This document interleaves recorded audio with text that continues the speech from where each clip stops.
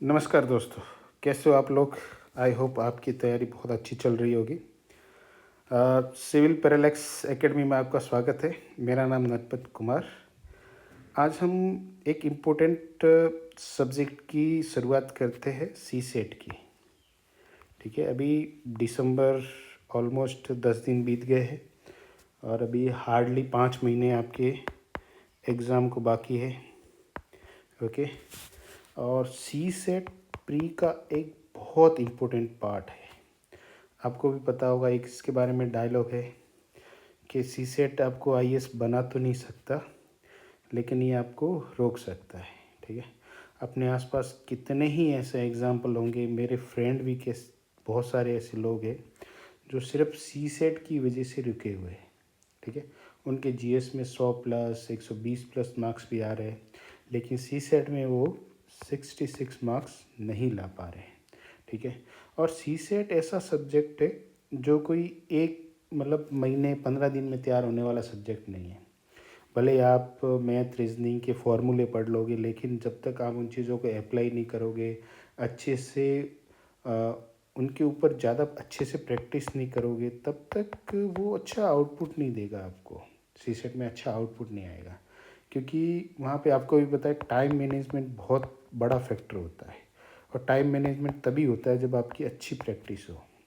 तो आज हम देखेंगे कि सी सेट की क्या अच्छी रणनीति होनी चाहिए, आने वाले 5 महीनों में किस तरीके से इसको तैयार करें, ताकि आप उसमें रिस्क के साथ नहीं जाओ एग्ज़ाम देने। मतलब सेफ जोन में रहो, कम से कम आपको ये रिग्रेट नहीं हो कि मेरी जीएस की अच्छी तैयारी थी, मैंने मेंस की भी बहुत अच्छी तैयारी की थी, लेकिन मेरी सी सेट की वजह से मैं इस साल सेलेक्ट नहीं हुआ।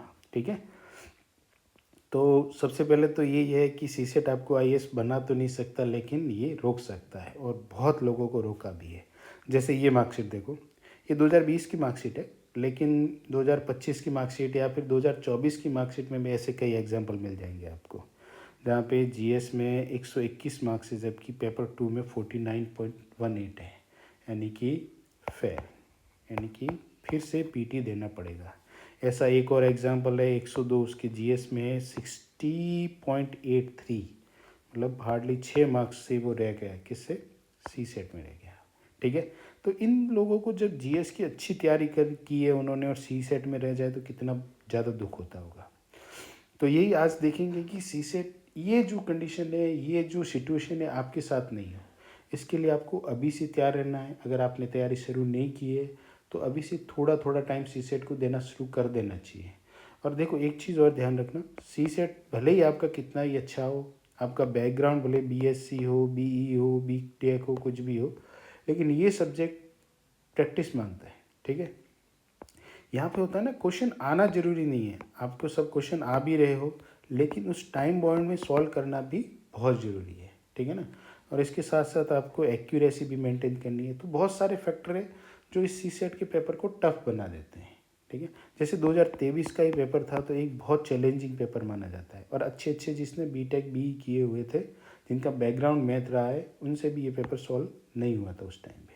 ठीक है, तो सी सेट को अभी से ही थोड़ा अच्छे से डील करना आपको शुरू करना पड़ेगा। तो सी सेट देखते हैं, थोड़ा बैकग्राउंड देख लेते हैं कि ये जो पेपर है, ये पेपर आपका प्रीलिम में 2 पेपर होते हैं आपके। यूपीएससी प्रीलिम में 2 पेपर होते हैं, एक GS1 बोला जाता है, दूसरा GS2 नहीं बोला जाता, इसको सी सेट बोला जाता है। क्योंकि ये तो इसमें तो आपकी बनती है, कट ऑफ जाती है, और मेरिट लिस्ट इससे ही डिक्लेयर होती है कि भाई कौन मेंस देगा और कौन नहीं देगा। लेकिन ये रहता है क्वालिफाइंग। अगर आपका ये पेपर में अगर 200 में से आपके 66 मार्क्स आते हैं तो आप मेंस दे पाओगे, या आपकी जीएस की चेक होगी आपकी कॉपी, नहीं तो जीएस का जो आपका ओएमआर है वो चेक नहीं होगा, सिर्फ मार्क्स शो करेंगे एंड में जाके। तो आपको 200 में से 66 नंबर लाने जरूरी है। ठीक है, इसमें 80 क्वेश्चन पूछे जाते हैं आपसे। 80 क्वेश्चन में से हर क्वेश्चन के मार्क्स कितना रहता है, 2.5 मार्क्स का एक क्वेश्चन रहता है, और 1/3 नेगेटिव मार्किंग रहती है। ठीक है, तो जैसे आपने 3 क्वेश्चन सही किए, सॉरी 4 क्वेश्चन किए, उसमें से आपका एक राइट है और 3 गलत है, तो पूरा का पूरा आपका 0 मार्क्स हो जाएगा। ठीक है, ये पूरा कंडीशन रहता है। और फिलहाल एक चीज़ और हो रही है, वो हो रही है 2020 के बाद। मैं देख रहा हूँ 2020 के बाद इसका पैटर्न थोड़ा टफ होता जा रहा है। जैसे मैथ रीजनिंग में बोला कि 10th तक के क्वेश्चन आएंगे, लेकिन अभी ऐसा नहीं है कि 10th तक के क्वेश्चन तो दे रहे हैं, जो टॉपिक तो 10th तक ही है, लेकिन उन क्वेश्चन का लेवल बहुत बढ़ा दिया है। जैसे नंबर सिस्टम है, परमुटेशन कॉम्बिनेशन है, पीएनसी वगैरह है, तो उनका लेवल बहुत ज़्यादा बढ़ गया है। तो अभी ये चैलेंजिंग हो गया है। मतलब आप अगर 10th अच्छे से पढ़ के आए तो ज़रूरी नहीं है कि ये पेपर सॉल्व हो जाएगा, आपको अलग से थोड़ा अच्छे से एफर्ट करना रहेगा। ठीक है। अब है कि यूपीएससी ने इस पेपर को शामिल क्यों किया है। तो पहला तो है कि एप्टीट्यूड चेक करना आपका, आप किसी समस्या को कैसे सॉल्व करते हो, आप गणना कैसे करते हो, कैलकुलेशन कैसे करते हो, आप चीज़ों को समझते कैसे हो, तो आपकी प्रॉब्लम सॉल्विंग कैपेसिटी कैसी है वो देखते हैं, आपकी एप्टीट्यूड देखते हैं आपका। लॉजिकल रीजनिंग की जांच करना, जैसे बहुत सारे रीजनिंग के टॉपिक रहते हैं, डेली लाइफ में बहुत सारी चीज़ें होती है, कैलेंडर हो गया, घड़ी हो गया, ऐसे टॉपिक दे रखे होते हैं, जिससे आपकी चेक की जाती है कि आपकी रीजनिंग कैसी है, तार्किक क्षमता कैसी है आपकी, आप तर्क कैसे करते हो चीज़ों से। ठीक है।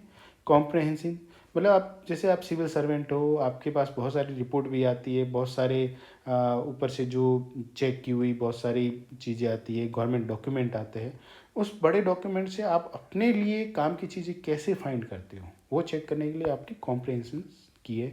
10th लेवल का मैथ है, तो सबको भी पता है कि 10th तक तो सबको मैथ पढ़ना ही पड़ता है, तो उस लेवल का आपको पूछा जाता है, जैसे नंबर सिस्टम वगैरह वहाँ से पूछे जाते हैं।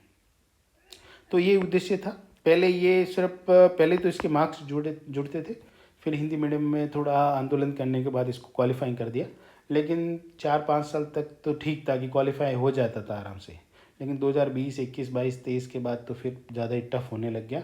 और कभी कभी तो बहुत से लोगों के लिए जीएस से ज़्यादा चैलेंजिंग तो ये सी सेट हो गया है। ठीक है। अब इस सी सेट का पाठ्यक्रम जो यूपीएससी के अकॉर्डिंग क्या दे रखा है, सबसे पहला तो कॉम्प्रहेंशन है, जिसके लगभग 25 से लेके 30 के बीच में क्वेश्चन आते हैं आउट ऑफ 80। टोटल 80 में से 25 से 30 क्वेश्चन यहाँ से आते हैं।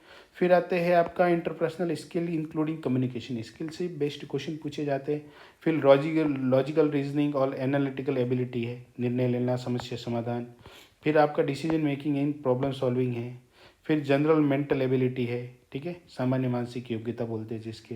फिर बेसिक न्यूमरेसी यानी कि आपका मैथ वाला पार्ट है, नंबर एंड देयर रिलेशंस क्या, ऑर्डर ऑफ मैग्नीट्यूड क्या है, क्लास 10th लेवल का रहता है। फिर होता है आपका डेटा इंटरप्रिटेशन, ठीक है। फिर चार्ट है, ग्राफ और टेबल के थ्रू आपको डाटा इंटरप्रिटेशन दिखाया जाता है। एक टेबल दी जाएगी, आपको पूछा जाएगा कि इस साल में कितना था, इस साल में कितना उत्पादन बढ़ा, इस टाइप से क्वेश्चन पूछे जाते हैं। तो ये तो है बड़ा बड़ा सिलेबस। अब थोड़ा अपन डिकोड करते हैं टॉपिक के लेवल पे। जैसे अगर बेसिक न्यूमरेसी और डी आई और डी एस देखते हैं, तो जैसे चेन रूल है, time and work and pipe है, एवरेज मिक्सचर एलिगेशन है, नंबर सिस्टम है, सबसे इम्पोर्टेंट चैप्टर माना जाता है, जिससे एटलीस्ट 12 से ऊपर ही क्वेश्चन पूछे जा रहे हैं फिलहाल में। एलसीएम एचसीएफ है, बहुत बेसिक टाइप का चैप्टर जो आपका कैलकुलेशन बहुत अच्छा करता है। सिंपल इक्वेशन है, सिंपल इक्वेशन हर टॉपिक में आपकी मदद करता है। रेशियो प्रोपोर्शन एंड वेरिएशंस है, परसेंटेज है, प्रॉफिट लॉस एंड डिस्काउंट है, एजेज आयु वाले है, एसआईसीआई है, ट्रेन है, टाइम स्पीड डिस्टेंस है, एवरेज स्पीड एंड ड्रेसेस है, एपीजीपी है, पीएनसी परमुटेशन एंड कॉम्बिनेशन है, प्रोबेबिलिटी है। प्रोबेबिलिटी हार्डली कम क्वेश्चन आते हैं लेकिन है। डाटा इंटरप्रिटेशन है, डाटा सफिशिएंसी है, मेंसुरेशन है। तो ये टॉपिक तो आपके किसके, मैथ से रिलेटेड यानी बेसिक न्यूमरेसी है, ठीक है। और लॉजिकल रीजनिंग में कैलेंडर है, रैंकिंग कंपैरिजन है, क्यूब एंड डाई से हर साल 1-2 क्वेश्चन पूछा जाता है, क्लॉक है, सिटिंग अरेंजमेंट है, कॉम्प्लेक्स अरेंजमेंट है, डायरेक्शंस है, दिशा वाला क्वेश्चन है, नंबर सीरीज होती है, लेटर सीरीज रहती है, ब्लड रिलेशन है, visual reasoning and figure counting रहता है, एक इसमें त्रिभुज कितने हैं, कितने स्क्वायर है, कितने रेक्टेंगल है वगैरह फाइंड करना।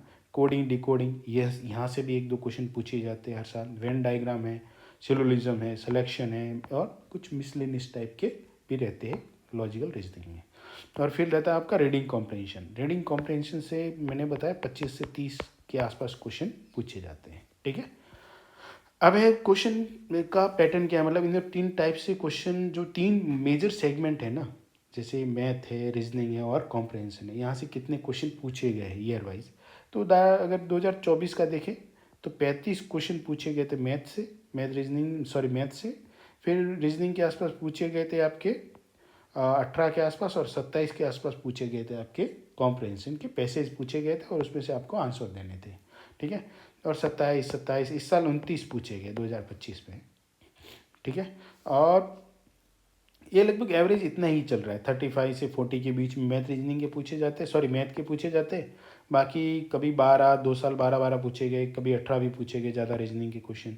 तो 2024 का जो पेपर था थोड़ा इजी था कंपेयर टू 2022-23 का जो पेपर आया था, जो सी सेट का पेपर था, उससे 2024 वाला थोड़ा इजी पेपर था, जो काफ़ी लोगों ने क्वालिफाई किया था। जो पुराने लोग जो काफ़ी टाइम से सी सेट की वजह से रुके हुए थे, उन्होंने 2024 में किया। लेकिन 2025 वाला पेपर फिर से थोड़ा टफ पेपर था, मॉडरेट टू डिफ़िकल्ट टाइप का पेपर था, ठीक है। ये ट्रेंड है, ये टॉपिक वाइज ट्रेंड है कि किस टॉपिक से अच्छे क्वेश्चन पूछे जा रहे हैं। जैसे नंबर सिस्टम है, नंबर सिस्टम से आप देखोगे 2023 में 20 क्वेश्चन पूछे गए थे, 2024 में 13 क्वेश्चन, और ऐसे गए 2025 में भी अच्छे खासे 12-13 के आसपास क्वेश्चन पूछे गए। तो इस नंबर सिस्टम में बहुत बेसिक चैप्टर है मैथ्स का, और इसमें फॉर्मूले नहीं, वो नंबर को ही इधर उधर करके क्वेश्चन पूछे जाते हैं इसमें, तो इसमें पूछने की संभावना ज़्यादा रहती है। और अगर टॉपिक देखें तो डाटा सफिशिएंसी में 10 क्वेश्चन पूछे गए थे, 5-6 तो पहले भी क्वेश्चन पूछे गए और लगातार पूछे जा रहा है क्वेश्चन। रैंकिंग है तो रेगुलर एक दो क्वेश्चन आ ही रहे, और ये है नंबर सीरीज़ है, उसमें से 1-2 क्वेश्चन आ रहे हैं। तो इस टाइप से कुछ टॉपिक ऐसे हैं जहाँ से फ्रीक्वेंटली क्वेश्चन पूछे जा रहे हैं, ठीक है।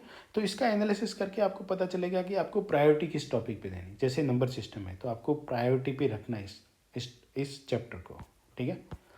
नेक्स्ट जाते हैं, ये रेशियो पे coding decoding LCM AP GPP इतने सारे क्वेश्चन दे रखे हैं। देखो जैसे मिसलेनियस तो ठीक है, और देखेंगे तो जैसे ये वाला टॉपिक है कोडिंग डिकोडिंग से 5 क्वेश्चन, 3 क्वेश्चन, 1 क्वेश्चन, 2 क्वेश्चन, ऐसे क्वेश्चन पूछे जा रहे हैं टोटल, सॉरी, ओके। तो इस टाइप से क्वेश्चन पूछे जा रहे हैं। कुछ टॉपिक है जहाँ से रेगुलर क्वेश्चन पूछे जा रहे हैं, कुछ टॉपिक ऐसे जो कभी कभार क्वेश्चन पूछे जा रहे हैं, ठीक है।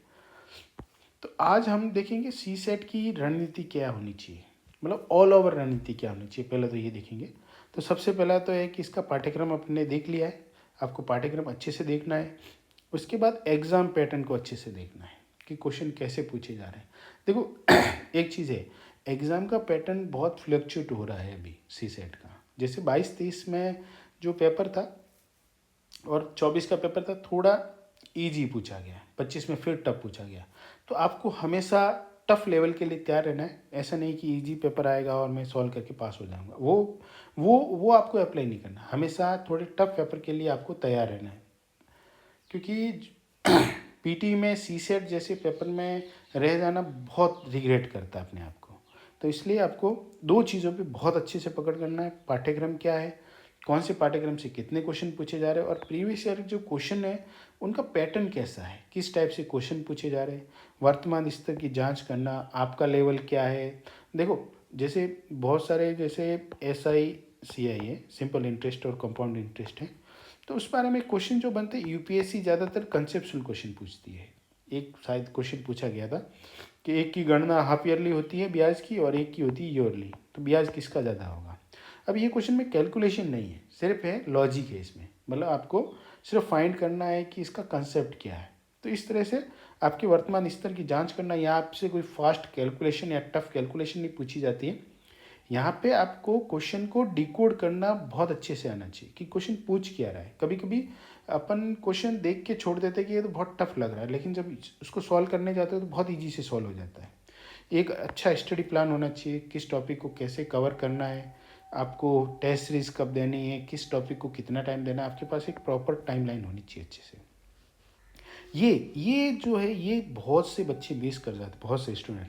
आधारभूत गणित और गणना पर पकड़। देखो मैक्सिमम स्टूडेंट क्या करते हैं कि मुझे सी सेट की तैयारी करनी है, वो बड़े बड़े टॉपिक उठाते हैं, उनके फॉर्मूले रटते हैं, फिर क्वेश्चन सॉल्व करते हैं, फिर एक क्वेश्चन नहीं होता है, फिर फॉर्मूले देख लेते हैं, फिर देखते हैं हाँ ये इस टाइप का क्वेश्चन आया तो मैं कर लूँगा। फिर यूपीएससी उसमें थोड़ा सा भी घुमा देती है तो फिर वो फार्मूला धरा का धरा रह जाता है। तो जब तक आपका आधारभूत गणित इस पर अच्छा नहीं होगा तब तक आप, और गणना अच्छी नहीं होगी तब तक आपका पेपर में अच्छा आउटपुट नहीं आएगा। जैसे आप देखोगे तो जैसे फाइंड करते हैं ना, SI फाइंड करते हैं, तो वही है मूलधन इंटू समय इंटू दर बटा 100 करके आपका ब्याज निकलता है। तो अब देखो ये फॉर्मूला आपने रट लिया, अगर आपके पास बेसिक कैलकुलेशन नहीं है तो कि कभी कभार समय दे दिया आपको ब्याज फाइंड करना है या फिर ब्याज दे दिया आपको टाइम फाइंड करना है, तो उस टाइम पे आपके लिए प्रॉब्लम हो जाएगी कि आप इन चीज़ों को पक्षांतर कैसे करोगे या क्रॉस मल्टीप्लाई कैसे करोगे। तो ये बेसिक मैथ का पार्ट है, जब तक आप बेसिक गणना वाला पार्ट स्ट्रॉन्ग नहीं करोगे तब तक आप इनको सॉल्व नहीं कर पाओगे। ठीक है। कॉम्प्रहेंशन के लिए पढ़ने की गति और कौशल का विकास, ये बहुत अच्छा पॉइंट है। जैसे कॉम्प्रहेंशन, कुछ लोग बोलते हैं कि क्वेश्चन सॉल्व करने से सब कुछ होता रहता है। अरे क्वेश्चन सॉल्व करने से पहले आपकी रीडिंग हैबिट तो बढ़ाओ, आप एडिटोरियल पढ़ो, आप क्या बड़े बड़े पैसेज पढ़ने के बाद एनालिसिस करो। अब जब न्यूज़पेपर के एडिटोरियल पढ़ते हो तो उसमें से आउटपुट क्या है, आपके एग्जाम के लिए क्या चीज़ें इंपॉर्टेंट है। देखो न्यूज़पेपर में जो आर्टिकल आते हैं वो ऐसा नहीं है कि पूरा का पूरा यूपीएससी के लिए उपयोगी है, उसमें से आपकी काम की चीज़ें बहुत कम रहेगी, उनको फिल्टर करके आपको निकालना, उसकी आदत डेवलप होती है।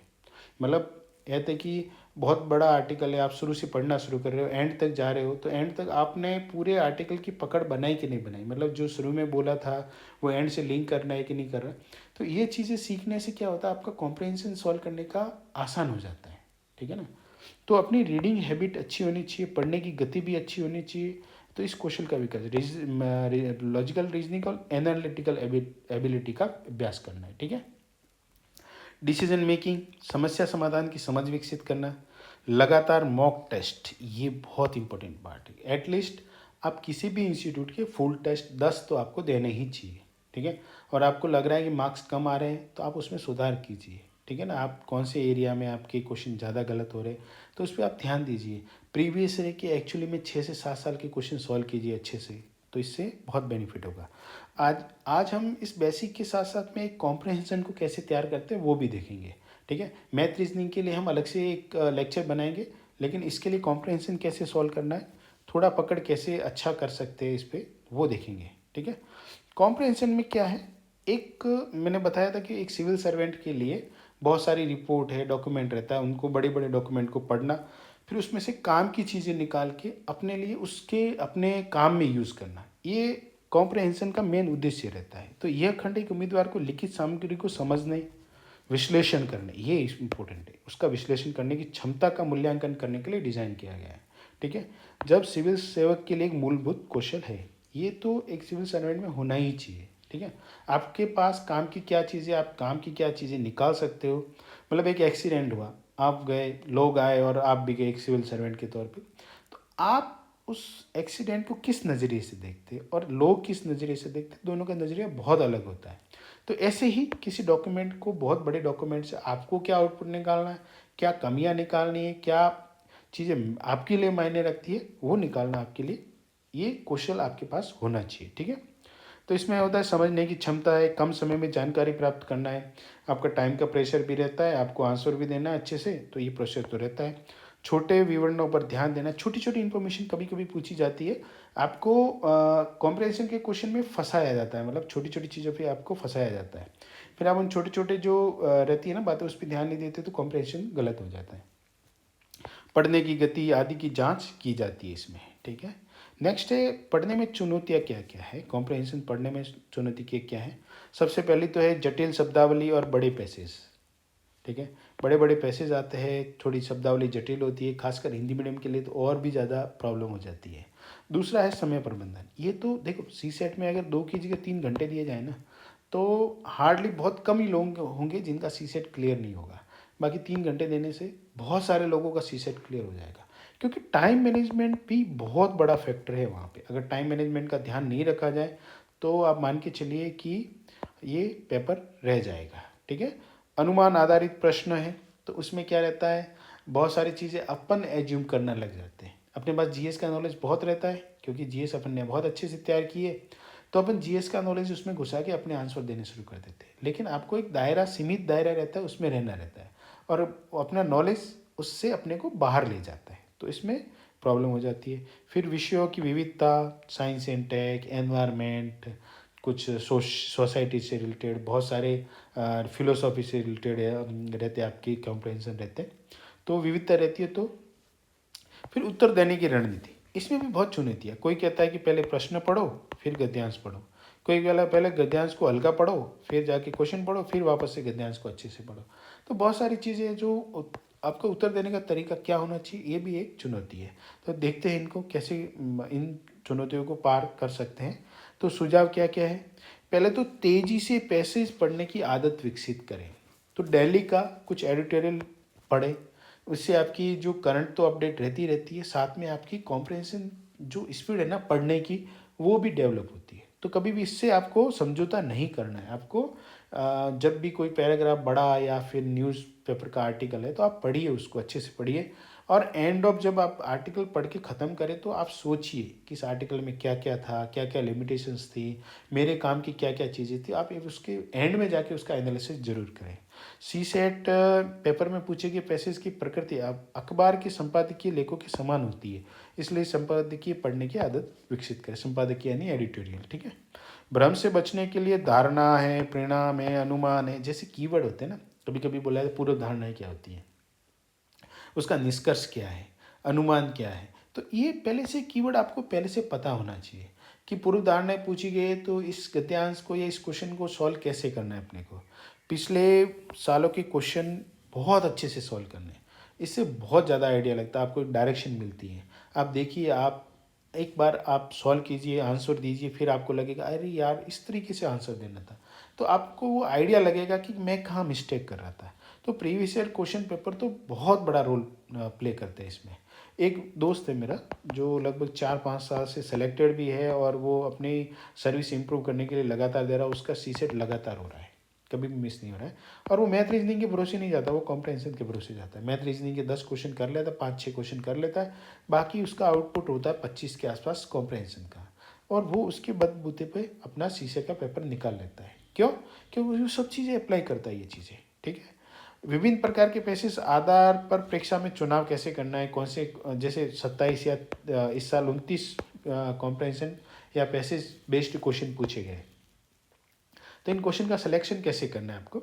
तो सबसे पहले तो छोटे पैसेज है, एक छोटा पैराग्राफ है तो टाइम कम लगेगा, और 2-3 बार आप रिविजिट भी कर सकते हो। क्वेश्चन समझ में नहीं आ रहा है या फिर पैसेज समझ में आ रहा है तो 2 बार पढ़ लिया। वो पैसेज पढ़ने से पहले प्रश्न पढ़ना है, जब छोटा पैराग्राफ हो तब आप क्वेश्चन पहले पढ़ लीजिए, और जैसे ही लगे कि इसकी ये डिमांड है फिर आप पढ़िए उसको और अपनी डिमांड से निकालिए और फिर अच्छे से उसको सॉल्व कर दीजिए। ज़्यादा बड़ा है, पैसेज बहुत ज़्यादा बड़ा है और क्वेश्चन एक ही क्वेश्चन है, तो आप उसको थोड़ा अवॉइड कर सकते हो, एक गोला करके आगे निकल आइए। जब भी आपके पास टाइम मिले तो फिर से आप रिविजिट कर लीजिए।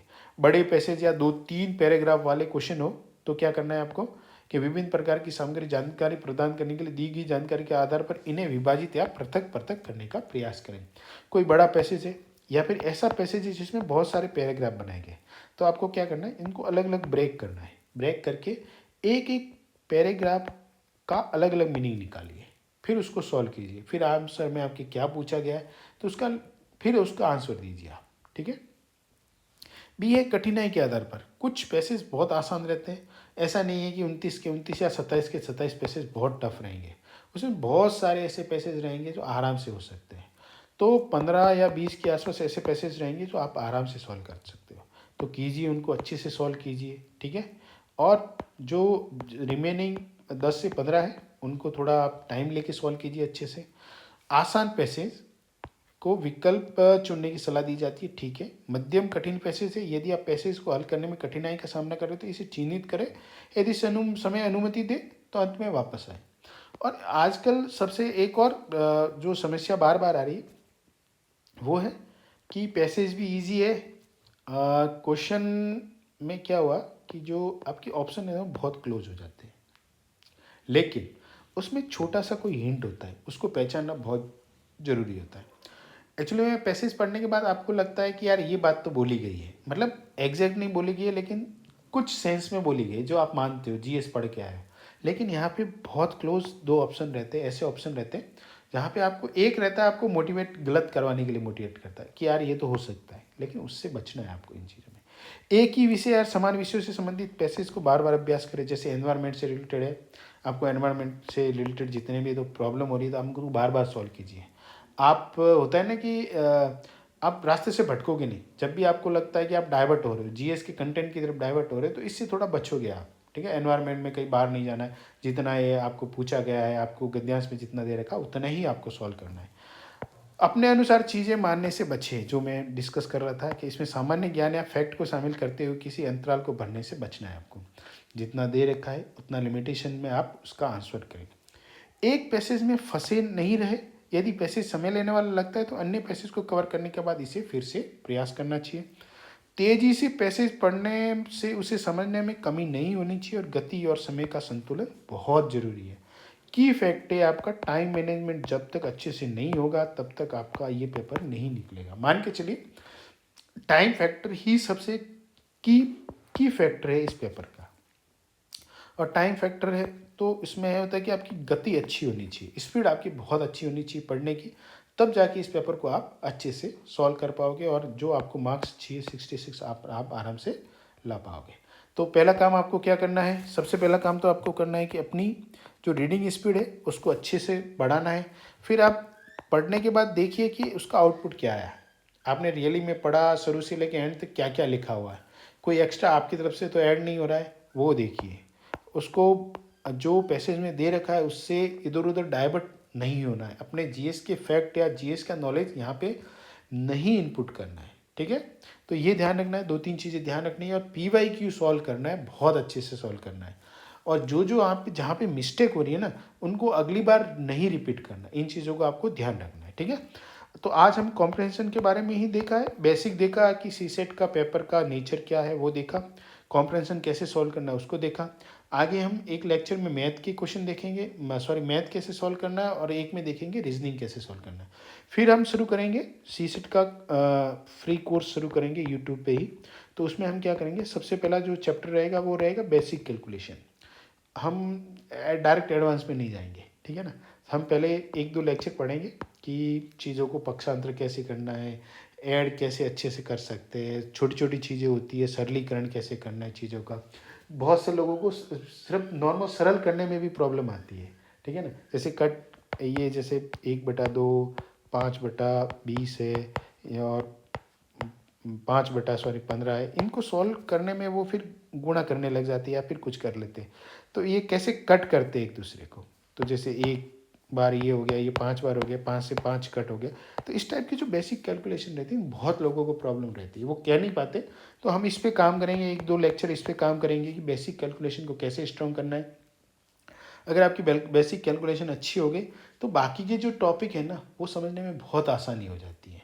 हमेशा खेल बेसिक का रहता है, अगर आपका फॉर्मूला याद भी नहीं है, अगर आपका बेसिक बहुत अच्छा है तो आप उसको हैंडल कर लोगे, ठीक है। तो आज के लिए इतना ही, थैंक यू, धन्यवाद। और जो मेरा चैनल है सिविल पैरालेक्स, उसको आप सब्सक्राइब कीजिए और बेल आइकन को दबाइए ताकि मोटिवेशन मिलता रहे और आगे टाइम टू टाइम लेक्चर आते रहेंगे, ठीक है। धन्यवाद, थैंक यू।